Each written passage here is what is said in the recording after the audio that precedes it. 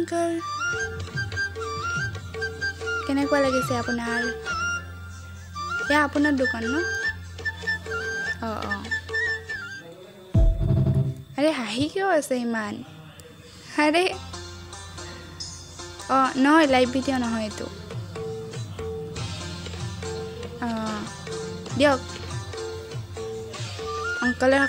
তাতে সকলোৱে আহিব এয়া চাওক আমাৰ আপোনালোকে মায়াবিনী ৰাতিৰ বুকুত বোলে বেনাৰত কিয় লাগছে